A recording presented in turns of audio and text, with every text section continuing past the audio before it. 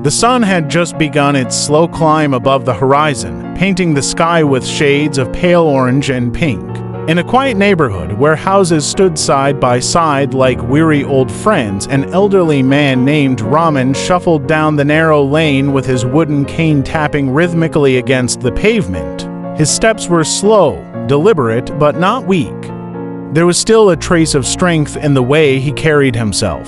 Mr. Rahman was 72. Once he had been a teacher, the kind students remembered not just for the lessons, but for the patience in his voice and the kindness in his eyes. His classroom had been filled with laughter, scribbled chalkboards, and the energy of young minds. But that was a long time ago. Now, the days stretched ahead of him like empty pages in a forgotten notebook. Since retiring almost a decade ago, life had become quieter, smaller. His wife had passed away 5 years earlier, and his only son had moved abroad for work, too consumed with his own life to visit often.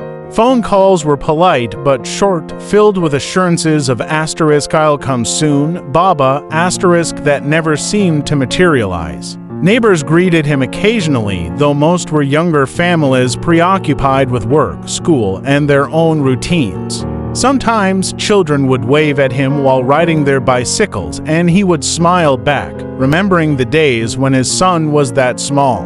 But once the children sped past, silence returned, and he was left with the echo of his own thoughts. His little house reflected his solitude. The walls carried faded photographs of family gatherings, his teaching days, and his younger self smiling proudly in front of students. The wooden furniture creaked, the clock ticked loudly, and the radio, though dusty, was often his only companion.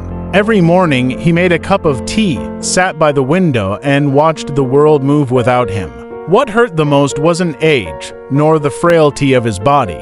It was the feeling of being invisible. In his youth, he had been respected, even admired. Parents sought his guidance, students looked up to him, colleagues valued his wisdom. But now, he felt like a discarded page from a once-loved book.